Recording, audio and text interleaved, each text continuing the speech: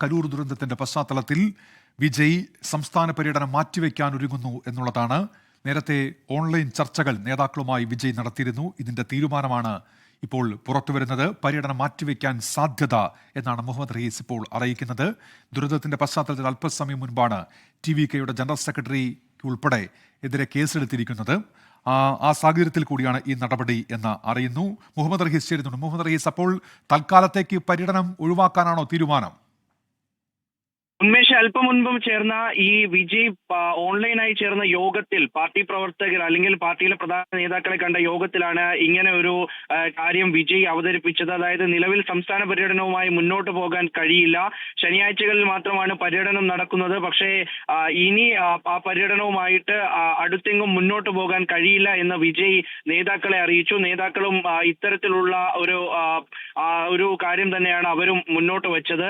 പര്യടനവുമായി മുന്നോട്ട് പോയാൽ അത് ഒരു തരത്തിലും അത് നടക്കില്ല എന്നുള്ള രീതി തന്നെയാണ് നേതാക്കളൊക്കെയും പറയുന്നത്. അതായത് ആനന്ദും ഒപ്പം തന്നെ വിജയുമാണ് പ്രധാനമായിട്ടും ഇക്കാര്യത്തിൽ സംസാരിച്ചത്. അത് അർജുൻ യാദവയും ശരിവെച്ചു എന്നാണ് നമുക്ക് വിജയുടെ വീട്ടിൽ നിന്നും അല്ലെങ്കിൽ അടുത്ത വൃത്തങ്ങളിൽ നിന്നുമൊക്കെ ലഭിക്കുന്ന ഒരു വിവരം. അത് തന്നെയാണ് പലതവണ ഈ ഒരു കാര്യം ചർച്ച ചെയ്തു. അതിനപ്പുറത്തേക്ക് ഇക്കാര്യം എന്തായാലും ഇനി കേസായിട്ടുണ്ട്. കേസായി അവസാനം അത് കോടതി വ്യവഹാരങ്ങളിലേക്കൊക്കെ കടക്കാൻ പോവുകയാണ്. അതൊരു നിയമ പോരാട്ടത്തിലേക്കൊക്കെ കടക്കാൻ പോകുന്നു.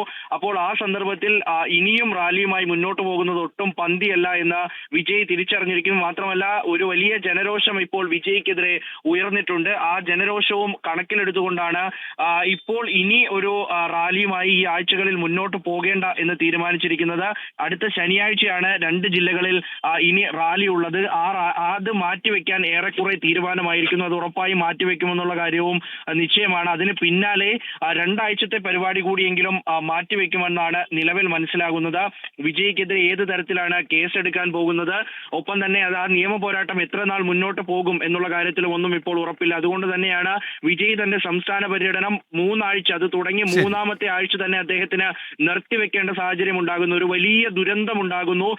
തമിഴ്നാട് തൽക്കാലത്തേക്ക് ഈ പര്യടനം ഒഴിവാക്കുകയാണ് വിജയ്. ആ തീരുമാനത്തിലേക്ക് എത്തുന്നു. മുഹമ്മദ് റയീസ് വിവരങ്ങൾ നൽകുകയായിരുന്നു. ഇപ്പോൾ ലോകത്തെവിടെയായാലും ഏത് സമയത്തും 24 വാർത്തകളും ഓഗ്മെന്റഡ് റിയാലിറ്റി പാക്കേജുകളും എക്സ്പ്ലെയിനറുകളും വിശദമായി കാണാൻ ഞങ്ങളുടെ യൂട്യൂബ് ചാനൽ നിങ്ങൾക്ക് സബ്സ്ക്രൈബ് ചെയ്യാം.